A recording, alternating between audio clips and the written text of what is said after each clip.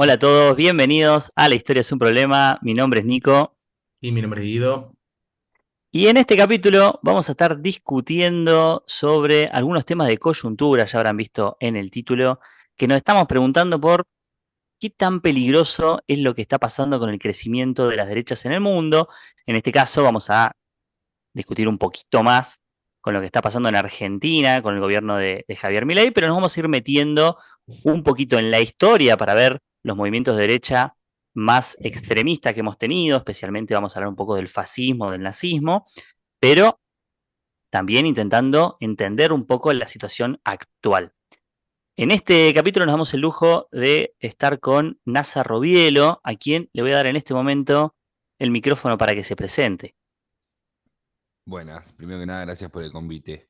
En resumen, para no abundar en palabras que no aporten nada, soy Nasa Rovilo, para los que no me conocen, soy periodista, activista de derechos humanos, me especializo en terrorismo estatal y cárceles. Hoy devenido más en creador de contenido. Ya con esa presentación se darán cuenta por qué lo invitamos, ¿no? Queremos partir de ahí. Yo quiero, antes de que empecemos a meternos fuerte con qué es el fascismo, quiero preguntarte, NASA, un poco si vos ves la situación en la que estamos actualmente como una situación peligrosa. Es decir, si vos ves que estamos entrando en algo que no habíamos visto antes en términos de violencia institucional, en términos de violencia política. Objetivamente sí, esa es la respuesta, sin profundizar. Objetivamente sí, a partir igualmente de los hechos últimos, de algunas represiones y de algunos hechos puntuales que sucedieron en los últimos 2 meses, cosas que no tenían precedentes en la Argentina democrática. Sí, totalmente. O sea, aparentemente lo que venimos viendo es una escalada de violencia institucional y violencia directa, digamos, ¿no? Es decir, en términos de lo que viene pasando. Pero podemos dar algunos pasitos para atrás y empezar a pensar si la categoría de fascismos, si vamos a hacer esta primera parte un poco más técnica, pero eh, si le cabe pensar a estos movimientos políticos la dinámica o las formas que tomó el fascismo, sin obviamente hacer un anacronismo, que tomó el fascismo de décadas del 20, décadas del 30, y ver qué posibilidades hay de que estos movimientos se radicalicen como aquellos movimientos de la década del 20 y del 30. En ese sentido, Guido, vos sos el que más investigaste sobre estos temas, así que podemos empezar a discutirlos. Sí, esto también conviene comentarlo. La discusión que estamos teniendo, más allá de la coyuntura, también surgió como una idea de conversar con Nico en su momento y que los dos hacíamos como un balance cuantitativamente distinto sobre la situación nacional, donde, digamos, Nico cargaba unas tintas quizás más frías, más de decir, bueno, hay que ver esto, hay que ver esto, hay que ver esto, y yo que soy más instagramero, estaba como más bombardeado por todo esto va a explotar ayer. Y de pronto, conversando, ¿no? Digo, che, pará, conversémoslo con NASA, que, bueno, a NASA ya lo hemos venido intercambiando hace varios años. Em, Porque me parece que él tiene no solamente otra información y otro grado de especialización, como bien comentaba él, sino que tiene también, digamos, otras herramientas para pensar si esto realmente es alarmante. En función de eso, entonces, como me pasaba la pelota a Nico, nos pusimos a leer un poquito las cuestiones más teóricas, ¿no? No queremos aburrir tampoco sobre esto, porque sabemos que la situación nacional a veces se come los debates intelectuales, pero creemos, por supuesto, que estos espacios es un podcast, a fin de cuentas es para sentarse un segundo en un mate y discutir un poquito más en frío, un poquito más detenidamente. La discusión que hoy se baraja sobre el concepto de fascismo está básicamente articulada por el gran teórico, historiador intelectual Enzo Traverso. Ese es el que en realidad uno debería ir consultando si le interesa saber un poco lo que son los balances sobre la izquierda y la derecha a nivel nacional e internacional. El librito me parece que es como que el que más llama la atención es Las nuevas caras de la derecha, que es un librito que se publicó hace unos años, donde él discute o interviene con un nuevo término que es el postfascismo.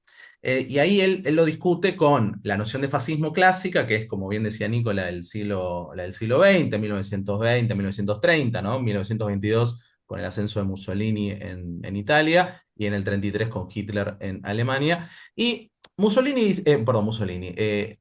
Traverso dice, ojo que las expresiones del siglo XX no se pueden repetir en el siglo XXI.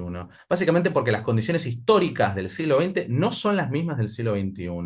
Y esto es básicamente para diferenciar cuando uno dice, no, porque Milei es fascista o Milei es facho, ¿no? Digo, y ahí, por ejemplo, tenés una cuestión semántica a tener en cuenta. Una cosa es el término, el adjetivo, ¿no? Facho, que tiene una carga mucho más, digamos, de coyuntura. Fascista, diría Enzo Traverso, ojo que los gobiernos de este estilo no pueden repetir las expresiones del siglo pasado. Lo que sí, dice, podríamos pensar, es un post-fascismo. Y ese post-fascismo, hay que ver acá si estamos todos de acuerdo en esto, él dice, el post-fascismo básicamente son los gobiernos de las nuevas derechas en el siglo XXI, entre ellas está la de Javier Milei, Bolsonaro, Meloni, donde en líneas generales no recuperan la tradición del fascismo del siglo XX. Es decir, cuando uno escucha a estos sujetos, nunca van a hacer gala de que quieren recuperar el fascismo del siglo XX. Lo niegan. ¿Se entiende? Cuando uno ve discursos del siglo XX, un discurso de Mussolini, es explícita las miradas expansionistas coloniales, las miradas las miradas racistas, las miradas anticomunistas. Acá lo que estamos presenciando a partir de Enzo Traverso, y ahora les paso la pelota a ustedes, por supuesto, para complementar con otros elementos, es que estos sujetos en realidad no están pensando de la misma manera que las del siglo XX. Por eso él dice, no son neofascistas, insisto, no es que están actualizando el fascismo, son como una cuestión distinta donde niegan la democracia, pero están anclados en la democracia, la van vaciando de contenido, dice por ejemplo Enzo Traverso, pero siguen jugando con el consenso democrático, lo cual por supuesto a nosotros nos confunde, porque nosotros también tenemos estas miradas melancólicas de la izquierda, donde decimos revolución o nada, ¿no? Y decís, bueno, hay un montón de grises institucionales, que es donde nos estamos moviendo permanentemente, que de alguna manera nos hace como trastabillar en los análisis, ¿no? El anticomunismo, por ejemplo. El anticomunismo es un elemento que va apareciendo, pero hoy el comunismo no es un elemento existente realmente, no hay una amenaza, que sí existía en el siglo pasado. Entonces es más retórico el comunismo de la actualidad. Listo, ya está, no seguimos con el capítulo entonces.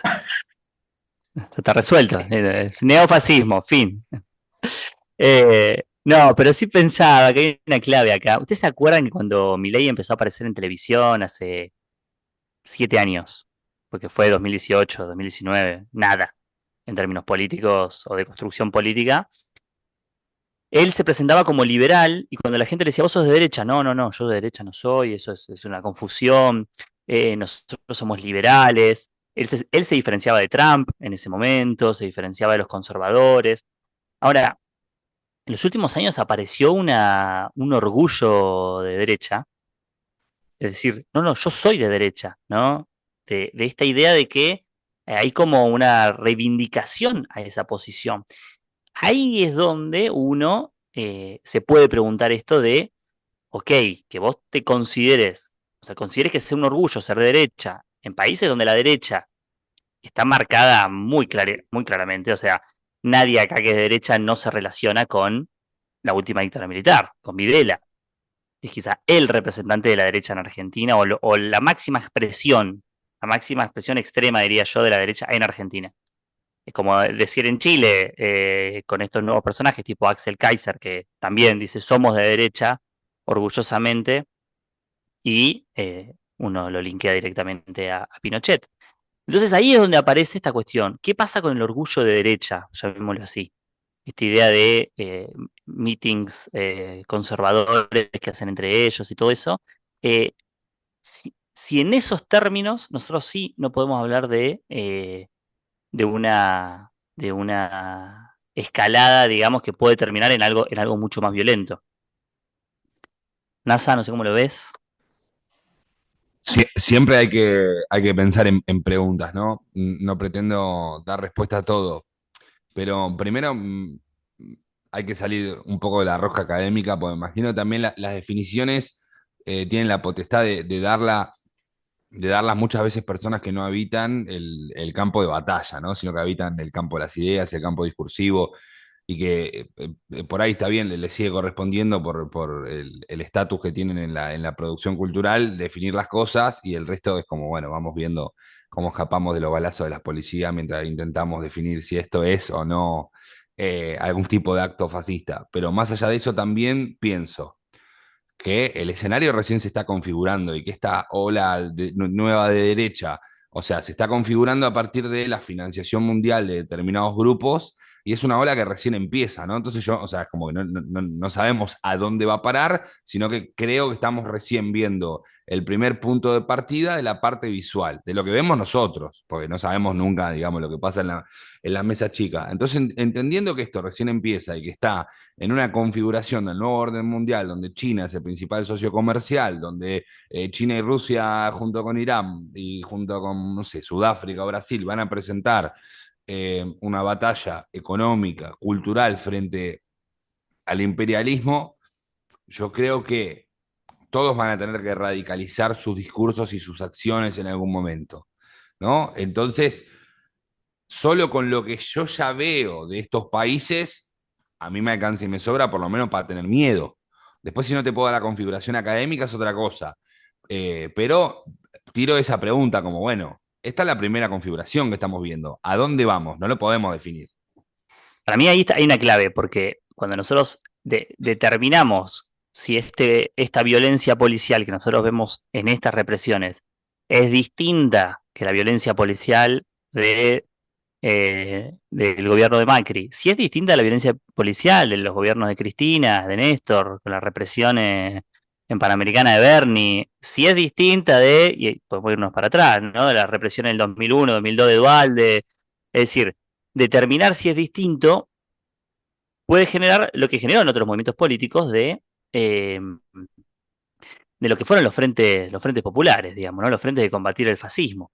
De decir, bueno, hay que limar diferencias porque hay que salir a combatir esto, no solo en el ámbito directamente del cuerpo a cuerpo, sino en todos los ámbitos. En lo que ellos llaman, con un término apropiado de Gramsci, la batalla cultural, que es muy interesante que ellos lo retomen, que retomen al tipo que murió combatiendo al fascismo literal, eh, pero para mí es interesante debatirlo desde ahí, desde decir, y de hecho parto desde ahí, con Guido nos preguntamos, ¿qué tiene de distinto esto que cuando nos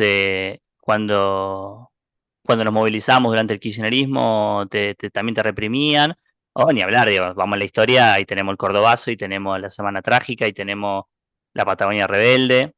Entonces, está bueno discutir qué tiene de distinta esta violencia que estamos viendo en este último tiempo. Lo respondo rápidamente para no meterle misterio, ni siquiera hablamos a partir de ahí.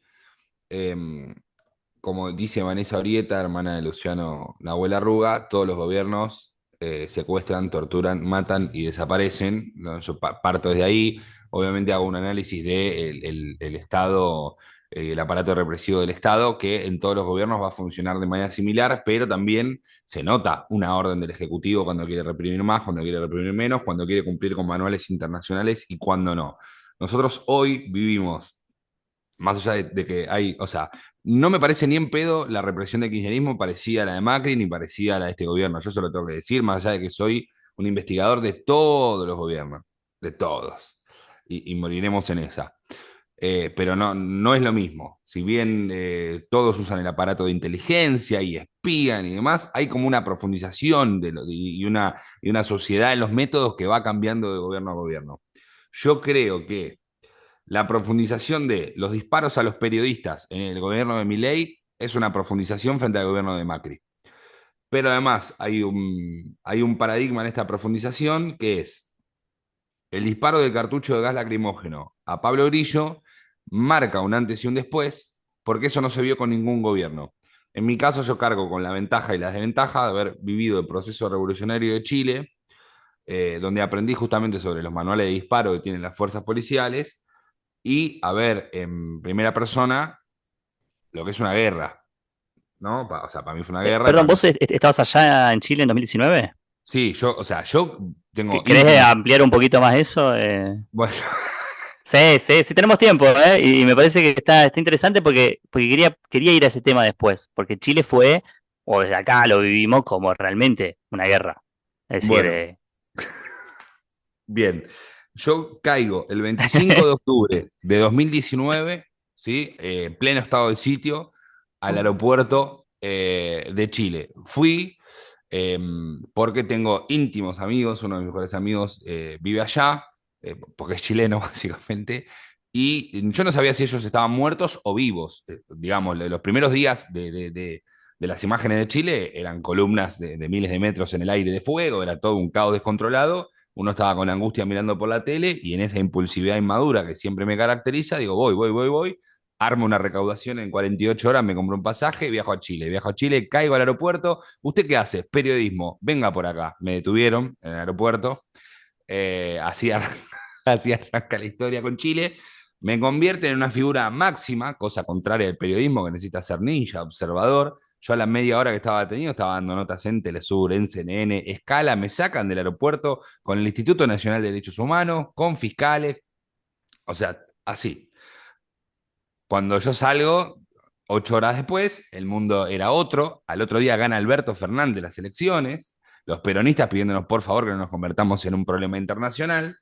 Yo te puedo aclarar y te doy la primicia, no sé si lo dije en muchos lugares, pero Piñera a los 15 minutos que estábamos detenidos sabía que estábamos detenidos. Porque o sea, conocemos a una persona que él era la mano derecha de Piñera en la moneda. Todos sabían todo lo que estaba pasando.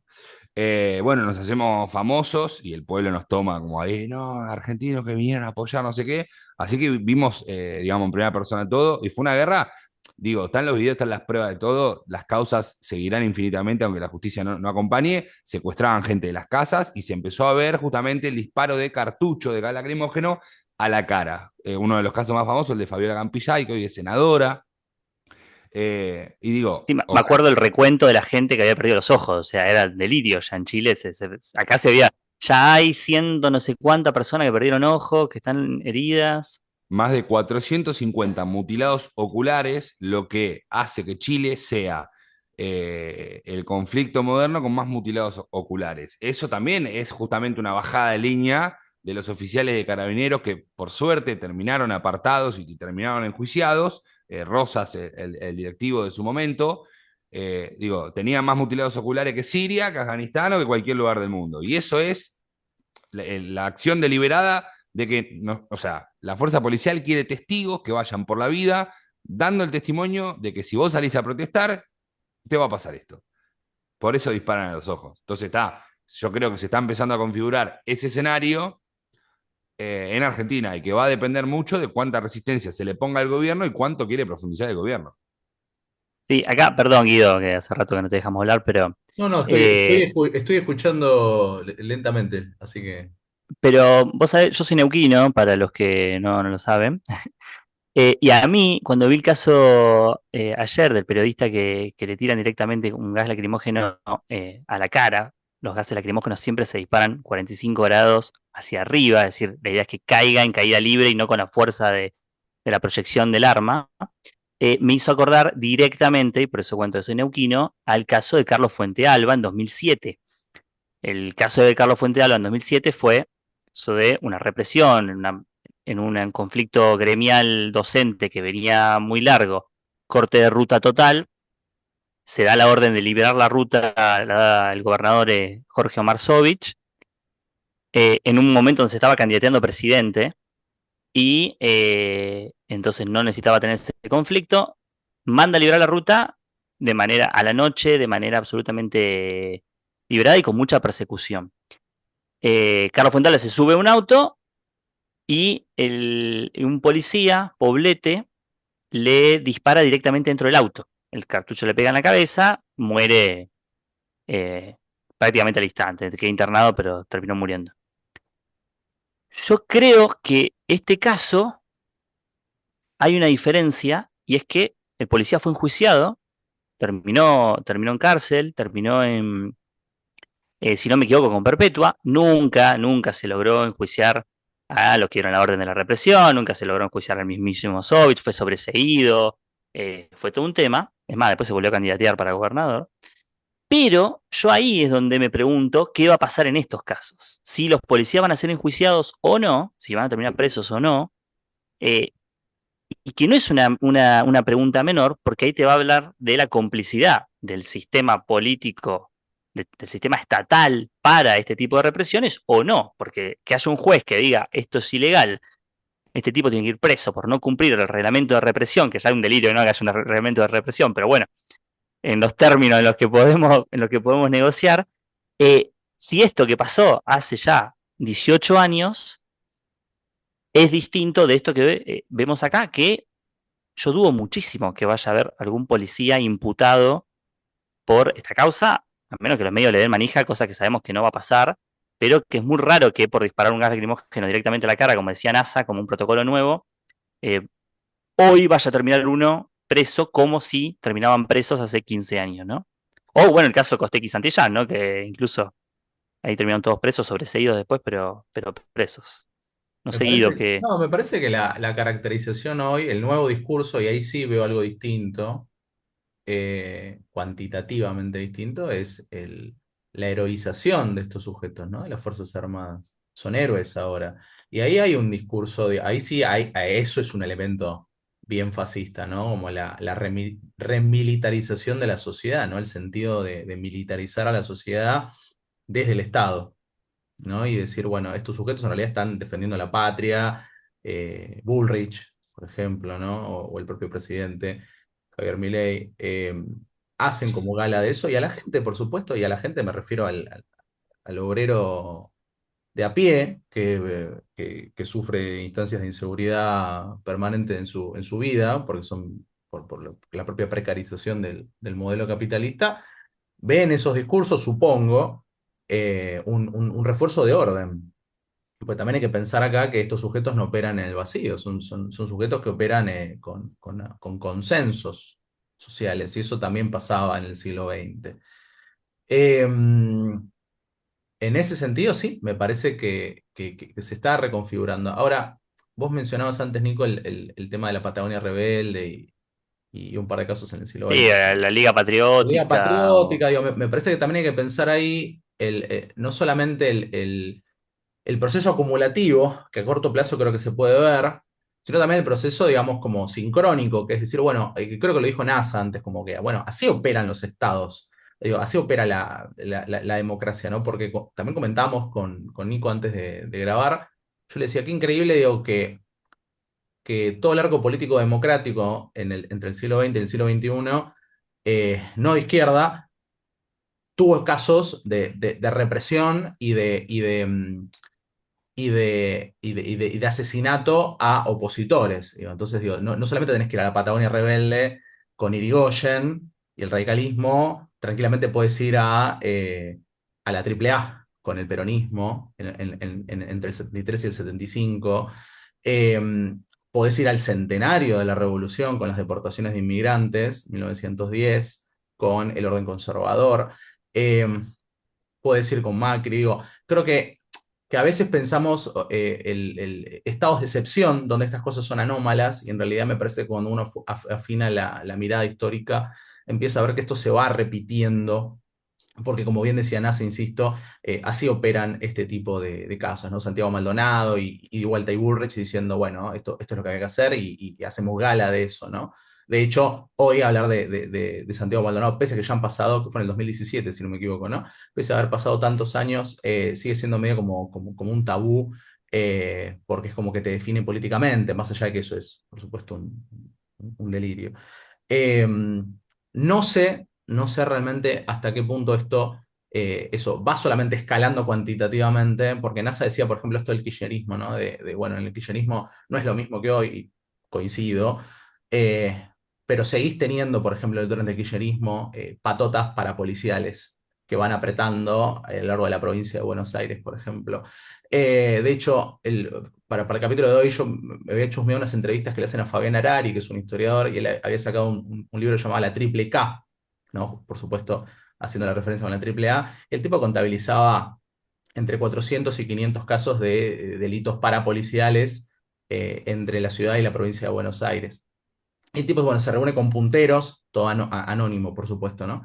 Y el tipo, bueno, decía, bueno, hay elementos del kirchnerismo que son grupos de choque. Pasa que, y esto sí es cualitativamente distinto, los grupos de choque durante el kirchnerismo no tienen una afiliación ideológica, que sí lo tienen los de ahora, ¿no? Esto de las fuerzas del Claro, es como más C. mercenario, digamos. Total, sí, sí, más como de, bueno, son sectores más pauperizados que necesitan de alguna manera una entrada de guita más rápida y bueno, van al choque, rompes una huelga, lo que sea.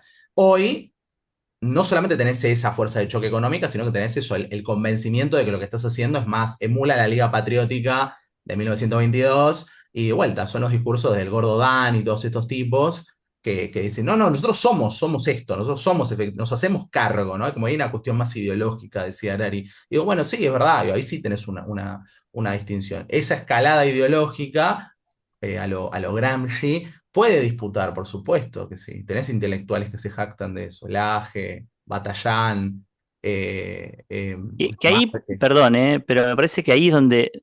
Sí, ¿qué decías, NASA? No, ¿dijo que el Aje era un intelectual? ¿Yo escuché bien? Bueno, y bueno, En sus términos, en sus términos. en los términos, en los términos de ellos, son tipos que construyen sentidos de la realidad a partir de pseudoacademicismo.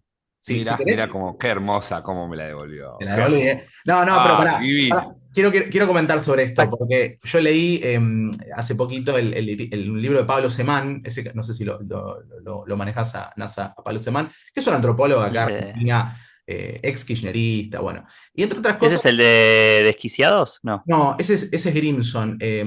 Ah, Pablo Grimson. Semán Está entre nosotros, que es un librito que sale por siglo XXI. Y en la compilación aparecen otros investigadores, y un investigador, no me acuerdo quién era, comentaba el tema de la construcción de la intelectualidad de las nuevas derechas. Dicen, es una construcción de la intelectualidad ver que Javier Milei durante toda su campaña va con un libro en la mano.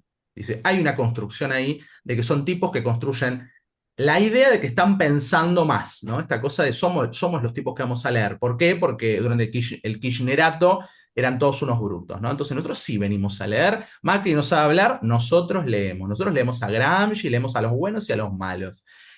Después sí, por supuesto, y ahí por supuesto que coincido con NASA, son tipos que no tienen referato, es decir, son tipos que publican libros justamente porque están financiados por empresas, ¿no? Están financiados por capitales extranjeros. De hecho, estos tipos se dan giras por Europa, los apoya, ¿cómo se llama esto? Vox. Son tipos que van a España y publican 30 libros.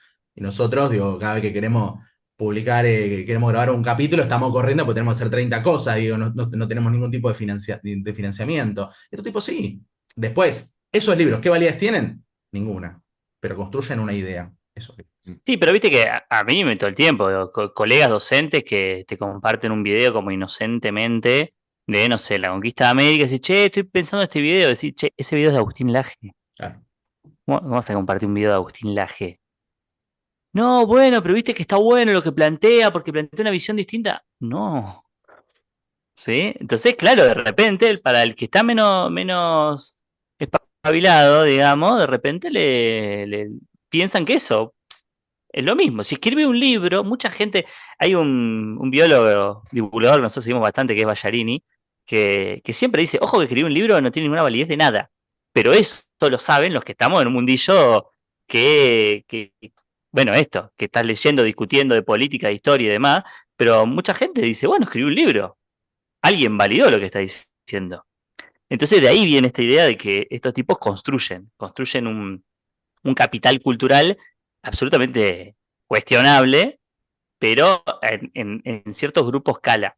Y yo me había quedado con otra idea que ahora no me está saliendo, pero que tiene que ver con, ahí está, ¿qué pasa por fuera de las fuerzas policiales? Vos mencionabas al Gordo Dan, como mencionar a todos los tuiteros, y es cierto, yo también pensaba esto de cómo está ideologizada la fuerza, esto que decían el otro día, no lo pude chequear, pero no me extraña que cuando tiraban con los camiones hidrantes, gritaban, corran zurdos, por ejemplo, Zurdos de mierda que o salió. zurdos de mierda. Si yo lo vi en redes, digo, yo estoy muy lejos ahora de Buenos Aires, pero bueno, ese es otro tema, ¿no? Para discutir, ¿no? Acá no pasó nada, digamos, ¿no? Hubo movilización y no pasó nada, ¿no? Acá en Salta estoy yo ahora viviendo, que es algo que discutimos mucho con Guido, que es buenísimo porque yo le digo, me vine a vivir a Salta este va a ser mi cuarto año. Desde que me fui de Buenos Aires, viví 11 años en Capital. eh, claro, de repente acá Milei ganó con el 55-60%, desplazó una provincia peronista histórica, está todo dado vuelta acá, la diputada de Milei, todos dicen va a ser la próxima gobernadora, o sea, y la cosa está re tranquila. O sea, en la calle no se vive lo que se vive en Buenos Aires. Es re distinto, digamos. Hay movilizaciones, la movilización, el orgullo se siguen haciendo, ¿viste? Hay una cosa que también es interesante para analizarla o darle perspectiva. Pero yo me pregunto, por fuera de las fuerzas, es decir, ¿van a ir a pegar el gordo Dan y sus amigos a una manifestación o no? ¿Qué pasa cuando esto no tengan el poder? Es difícil sacarles el poder político, o vamos a ver si se les va a poder sacar el poder político por el apoyo económico que tienen, pero ¿qué pasa por fuera de las fuerzas? Es decir, ¿qué pasa en la violencia esa de la calle? Es evidente que se valida la violencia y puede llegar a pasar de que estos tipos salgan a pegar, digamos.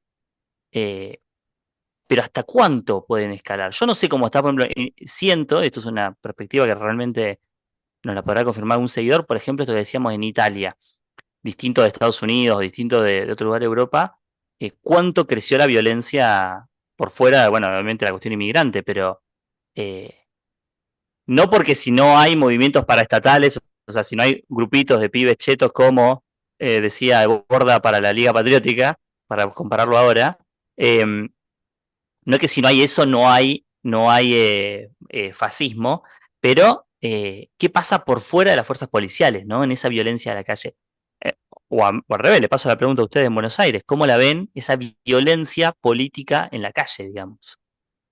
Por fuera de las manifestaciones, ¿eh? Creo que hay que hacer un cruce de un montón de análisis y me parece, ahora sí entro en una que está buena la charla, que está bueno poder dedicar el tiempo a pensar esto. Y toma algo que dijiste antes también con respecto al tema de los juicios, para aclarar, de los jueces. El protocolo de Bullrich es absolutamente ilegal. Y ahí también está la prueba de que los jueces no van a hacer nada, porque son un poco los jueces que están obligados porque es su trabajo, y ahí hay una confusión social de para qué mierda están los jueces, que la gente no sabe, pues no tiene por qué. Que si ningún juez, ningún fiscal actúa de oficio diciendo lo que está haciendo esta señora es absolutamente ilegal, por ende todo lo que está haciendo la policía es ilegal, por eso va a haber juicio, sí, por ahí no ahora, en 20 años, como siempre, pero que muchos responsables van a caer porque legalmente están hasta las manos y están creando esa ilegalidad y un poco les gusta jugar en eso.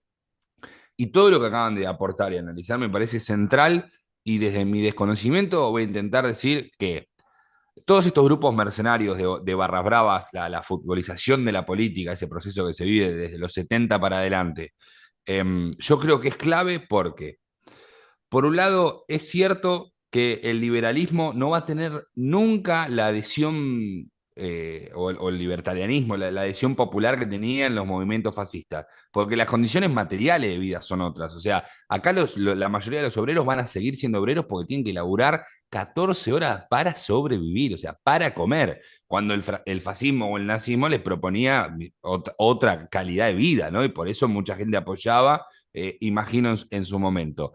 Entonces, eso no va a cambiar porque el capitalismo no va a cambiar. De repente, el estado de bienestar ese, ¿no? Y el mundo del trabajo, al cual le sigue hablando de toda la política en general, que parece no entender el mundo, eso no vuelve más.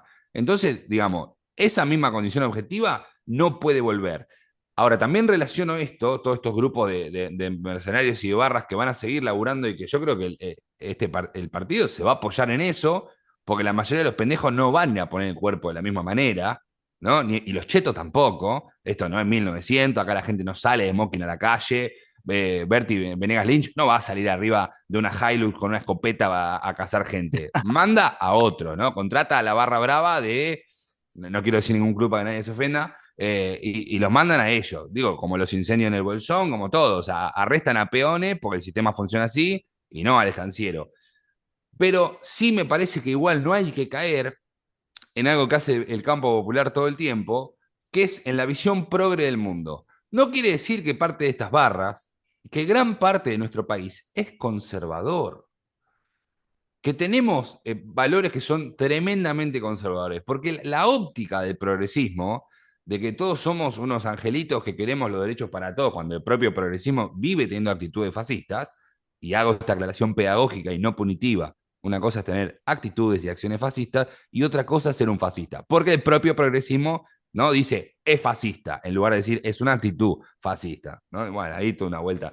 Entonces, recordar eso también, que puede haber en estas barras, puede haber en toda facción igual pensamientos conservadores, porque es un país profundamente conservador y la visión que se tiene en la tele de muchos medios hegemónicos de distintas hegemonías también construyen un país que muchas veces no es. Claro, sí, sí, sí. De hecho, ahí yo me pregunto, uno de los puntos que también queríamos pensar, esto de las actitudes fascistas y el son fascista, ¿no? Como una caracterización. Y es cuánta aceptación pensamos nosotros que tienen este tipo de actitudes en los que fueron votantes de Milei. Porque ahí siempre me parece para mí que es importante como distinguir. Un poco venimos hablando de los militantes internos de Milei, venimos hablando, pero hay un punto central que vos metiste recién, NASA, que me parece que es la cuestión material. Es decir, no vamos a hacer el análisis que hicimos todos en 2023 de preguntarnos por qué ganó Milei, pero la conclusión que básicamente todo el mundo llegó es, bueno, pero porque se vivía una miseria, digamos, o sea, eh, el otro día lo escuchaba a... uy, se me fue el nombre del politólogo que vive en Portugal.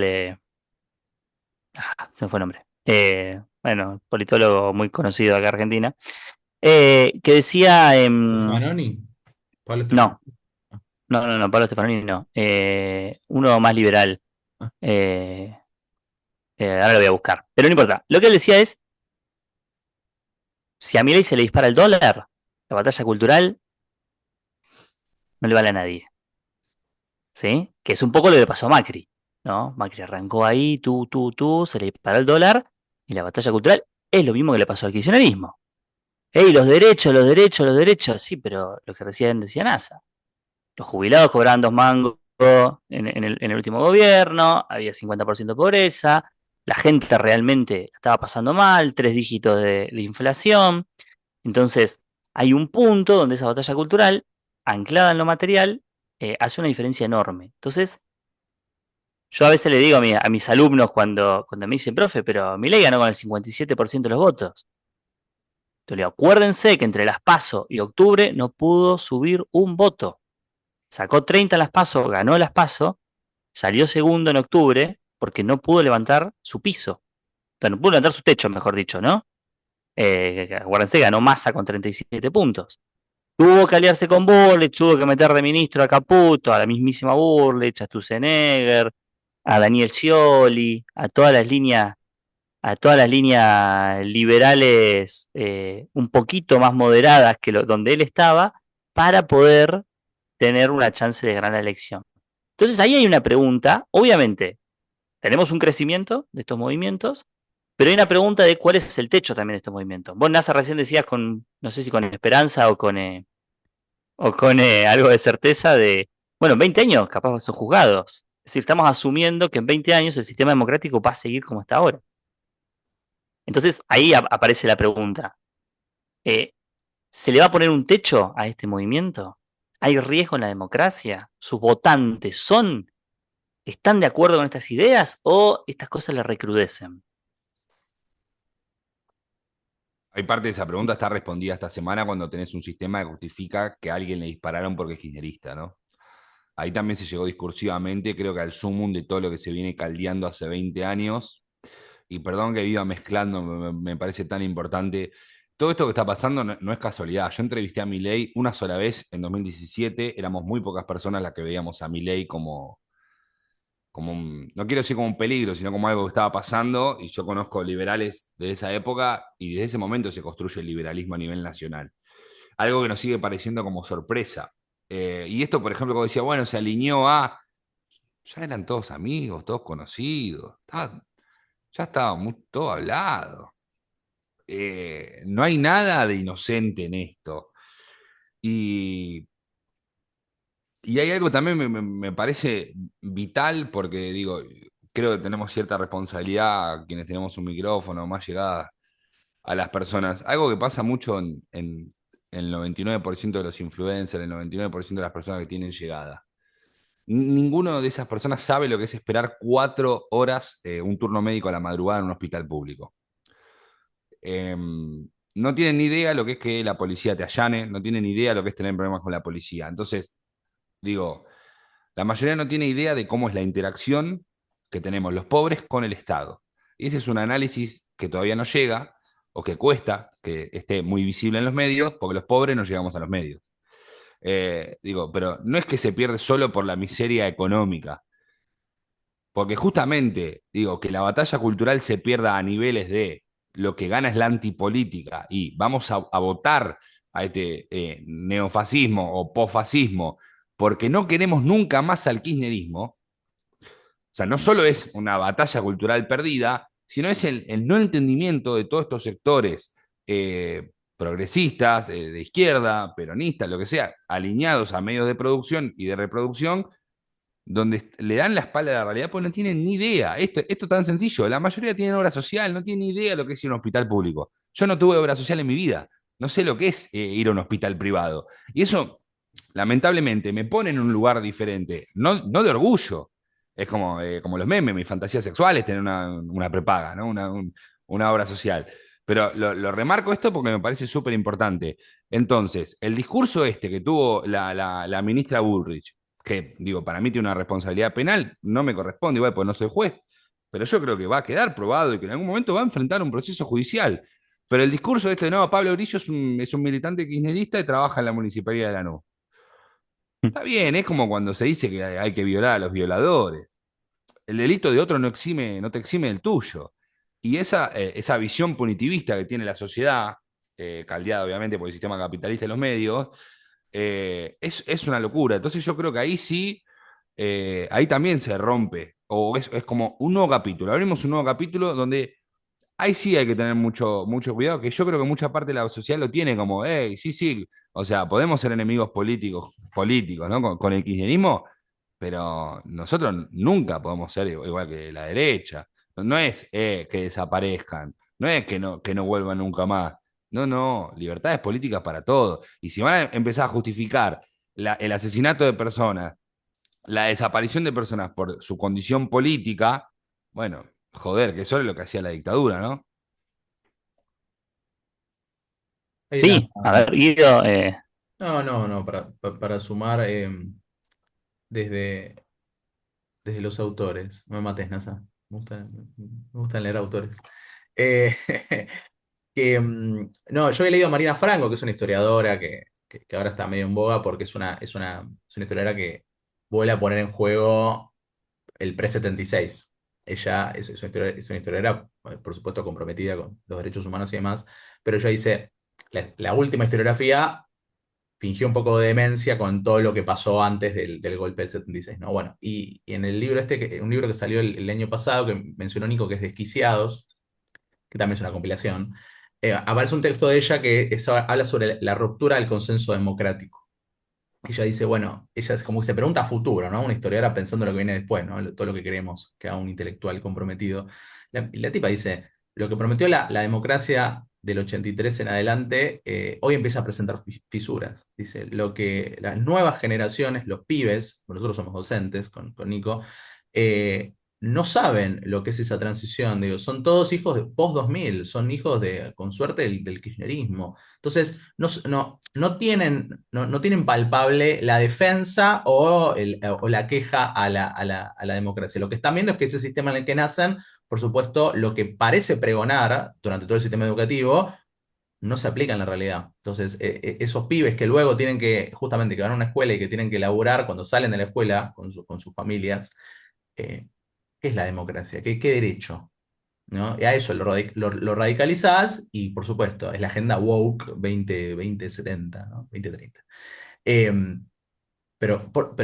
Esas discusiones, ¿no? Lo de la agenda woke y todo eso, es más fino. Eso yo creo que no cala en toda la clase obrera. Eso es bien, eso también es un problema de los medios a los que estamos nosotros acostumbrados, que estamos bombardeados pensando que esas discusiones que a veces da Milei, las que dan Davos, le llegan a la gente. Digo, ¿no? Yo creo que la gente no tiene idea qué es Davos, no tiene idea qué es la Agenda 2030 y demás. Lo que sí sabe, me parece, yo por supuesto coincido con NASA, es que esa precariedad que en algún momento debería ser garantizada por el Estado con el sistema democrático, no lo cumple. Bueno, probamos una opción distinta. Y ahí se entendería bien qué está pasando. Sí me interesaría saber, pensar a futuro, no, pensando que aparte, supongo que ya estamos cerrando esto, pensar a futuro, eh, ¿qué va a pasar si esto tiene una reelección? Yo sí veo que hay un cambio cuantitativo, no cualitativo, pero sí creo que hay un cambio cuantitativo en la violencia, que puede que en 2 años y medio, pues estamos hoy en el 2025, para que lo esté escuchando por diferido, eh, que puede que esto no avance, pero si tiene una reelección, yo ahí sí tendría un poco más de miedo. Ahí sí puede ser que peligre más el orden democrático. Hoy, de por sí, lo que sí sé es que hay como fragmentos que peligran, pero todavía seguimos con esa ficción del orden democrático. ¿Hasta cuándo?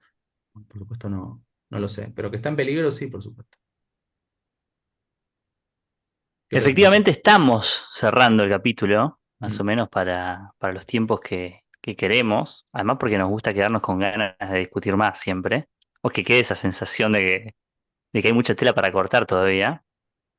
Em, y yo creo que me voy quedando con esa pregunta, ahora le voy a dar a NASA también como para que haga su último estado de cuestión, pero me sigue quedando esta pregunta de lo material. NASA, insisto, lo vuelve a traer, es decir, una persona que trabaja 14 horas, que tiene que hacer la fila para esperar el turno desde temprano, que, que tiene que elegir cuántas veces come por día, si vamos más al extremo, o que tiene que hacer la fila para ir a buscar la comida al comedor, o mandar a los chicos al comedor porque el cupo mejor que lo cumplan los chicos y que no lo cumplan los adultos, porque si no, no alcanza. Es decir, en esas personas en esas personas puede no estar ganando la ideología. El problema es que los sectores donde se están agrupando, se están encontrando y que son los que financian una campaña política, es decir, un Elstein, un Galperín, eh, persona, digo, un Macri, un Paolo Roca, digo, un Lewis, obviamente, en esas personas donde se encuentran agrupados y con orgullo de estar agrupados, porque quizá lo hicieron siempre, pero con miedo a que los corran como somos fachos. Ahora dicen, sí, somos fachos. ¿Y qué? Y tengo plata para financiar la campaña de un presidente, y tengo plata para comprar un medio. Que en esos espacios que cale sean los que le permitan sostenerse en el poder. Ese es mi miedo o esa es mi pregunta o a lo que siento que tenemos que seguir estando atentos o a lo que tenemos que seguir estando combativo. NASA, no sé qué, si te No, queda alguna reflexión más o... antes de hacer un cierre, pregunta lo que hizo Elon Musk y las otras personas conservadoras en Estados Unidos. ¿Es un saludo nazi o no? Es, yo no sé si directamente lo pensó, pero que Musk es nazi no me cabe duda. Además, él sí porque apoya directamente a los nazis en Alemania. O sea, apoya a la FD en Alemania, ya está. Yo creo No que sé si lo pensó, es medio autista Musk, ¿viste? Creo que no lo pensó, pero le gustó haberlo hecho. eso, yo creo En el que momento, en el momento no se dio cuenta, pero la repercusión le gustó. es la posibilidad. Yo creo que, no, pero tiene que ver con esto de, está abierta la posibilidad de que lo haga, que esto quizás hace 20 años era impensado. Que lo Sí, sí, haga, no había chance. no había chance. Yo digo, toda mi educación formal, hasta la universitaria, no se preparó para esto. Yo todos los días me levanto con un montón de preguntas, y a mí me gustan las certezas, no me gustan solamente las preguntas, me gusta responder las cosas.